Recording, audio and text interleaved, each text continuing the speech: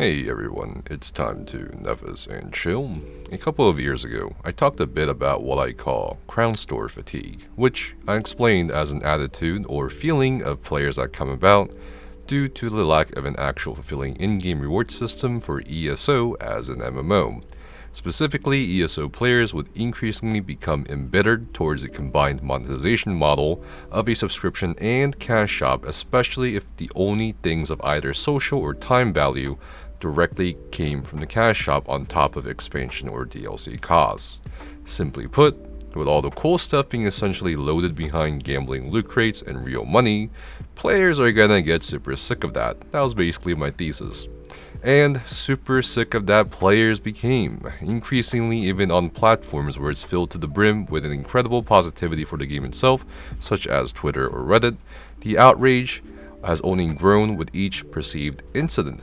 Cost of outfit slot tokens was met with backlash. Cost of everyday stuff like crafting stations was met with backlash. Promotion of respec scrolls on the crown store was met with backlash. The fact that the armory system was monetized was met with backlash, as were promotions of the vampire and werewolf bites through the crown store. Players accusing the promotions as being rather predatory on newer players who may not know better. As inflation continues throughout our real world today, as of this video, the prices of in-game player houses, crown crates, and more have either risen or stayed pretty much the same, while large areas of the game continue to receive very little rewards or products compared to what the cash shop has received. And to be fair, while some cool stuff were recently added to antiquities and some overland content, like a few style pages, a skin, and so on, it can also be rather expensive or grindy with RNG to get into the hunting of such added rewards, and if you don't know about some of it, you should ask your friends how those Galen treasure maps have gone. More recently, this past winter, the Seasons of Y'ffre tree went for 3,000 crowns. That's about $30 for a tree that can change leaf color and stuff based on the 4 seasons.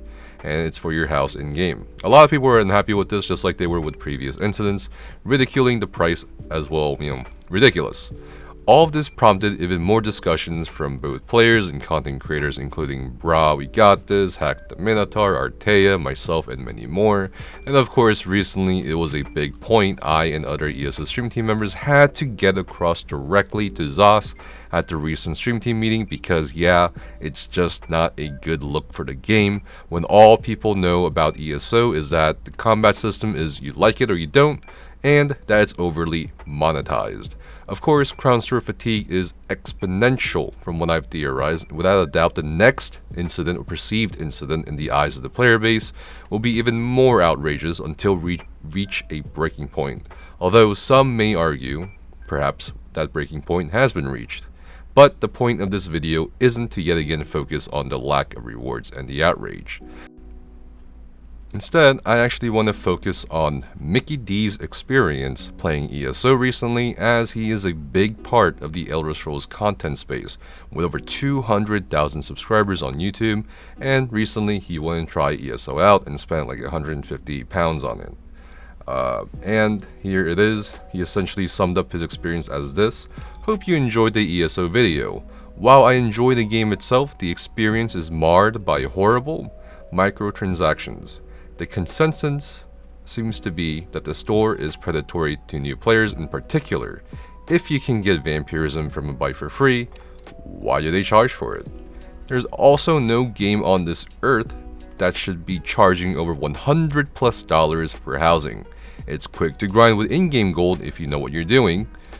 New players don't know that. They have free homes you can also use? Cool. But that ignores why these are still so expensive." So I'm making this video to kind of explain why the crown store is the way it is and may continue to be so in terms of monetization, especially for players like Mickey D, or even veteran players who are often not exposed to things outside of their space. The crown store started out almost innocuous with very little things in it, but as time went on, pay for convenience things such as consumables, respec, skill lines, and more were added in parallel to loot crates, which by themselves were legally vetted in some cases, like in Belgium, where loot crates are considered gambling.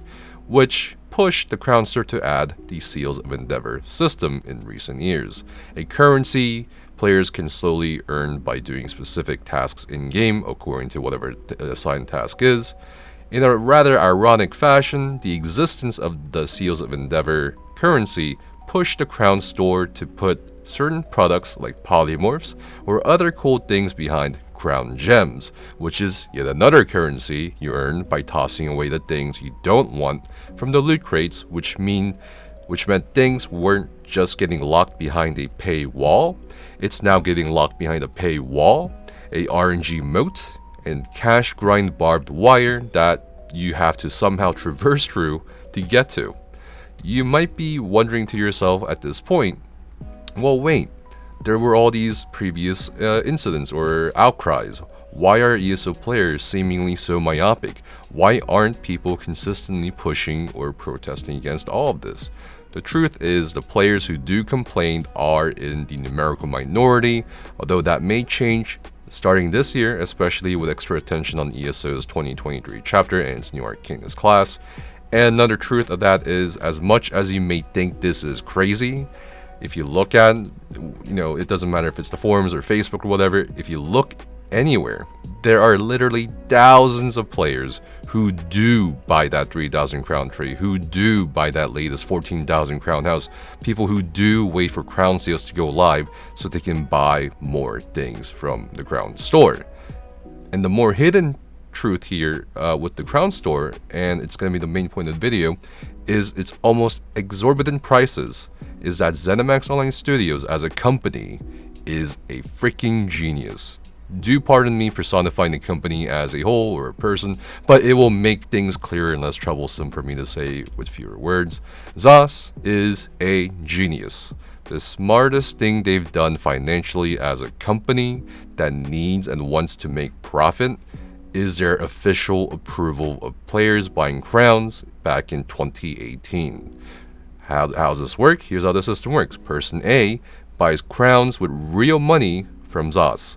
Person B wants something from the Crown Store. Person A gifts them that from the Crown Store, while Person B gives them in-game gold, especially if Person B they don't want to spend money on the Crown Store on crowns in the first place, or they don't have enough money in real life. Making RMT, or real money transactions, essentially allowed under their terms of service, but in official company territory and methodology, has garnered significant profits for ZOS to the point that ESO is making more money than all of the other ZeniMax media products combined, including Skyrim and Fallout. There is a reason why ESO is always trending on Steam, because crowns can be purchased through Steam accounts as well, and oftentimes, since the crown rate for real money can be dependent on which region you're playing from, it can get out of control how many crowns can be bought for much cheaper. And never mind whales, which is a term for rich players who spend willy-nilly on anything they want. On top of all this, there are various Crown Exchange Discord servers that facilitate hundreds and hundreds of such transactions between Person A and Person B every single day. Entire marketplaces on different platforms and servers have been built on not just the RMT prices of gold for cash, but literally the RMT prices of gold for crowns. Furthermore, since veteran players, as Mickey D pointed out, are more likely than newer players to know how to make in-game gold, they don't really have to buy crowns with their real money. They just need to do a transaction with a player that's willing or is able to buy crowns for this transaction. So carry services, by extension, are also an intrinsic part of this ecosystem as well, where players sell gear or achievement runs to other players for gold, then they use that gold to buy something from the Crown Store through another crown seller. I would not be surprised if total sales of crowns has broken 2 trillion crowns at this point between players in 2023. Just trying to fathom how much gold, how much money has been passed around, spent on this ingenious system is unfathomable. This colossus of a system makes it so that when there are ridiculous 3,000 crown trees or what have you going for sale on the Crown Store, you still get people buying them. That's right, if you're looking at this as ZOS the company, you are seeing people still buy these overpriced Crown Store products. Imagine this, you're the company and you're just seeing not who's buying it, but if it's being bought. What's the metrics? How many are being bought? Are people actually buying this at this price we've set? It doesn't matter if you buy them off of a player, because that person is buying them anyway, or buying crowns to buy that product anyway. And this is a big part of the reason why I myself haven't bought with either real money or in-game gold those stupid inventory pets that give you 5 slots per character. That kind of stuff where player necessities come at a price is a hard no from me, and the way I look at it, if I buy it through gold or crowns, that's just even more justification for someone over at the company to be like, okay, this person bought it, we must be doing something right. So there you have it. It's not that the people are myopic, it's just that for the time being, people who are able to afford participation in the current system are content regardless of the current crown prices. It also doesn't help that even the older player base, including some content creators, have become cyclical. So there is less consistent attention on matters like this, which is why I was pleased to see Mickey D's logical conclusion that, well, something seems off in the world of ESO, and it's not Molag Bal's anchors. So what's the solution? I personally don't think there's any issue with people wanting to buy stuff from their cash shop. I don't think you're a bad person for buying crowns with gold. I don't think you're a bad person for wanting to buy cool shit from the crown store or be excited about something coming to the crown store.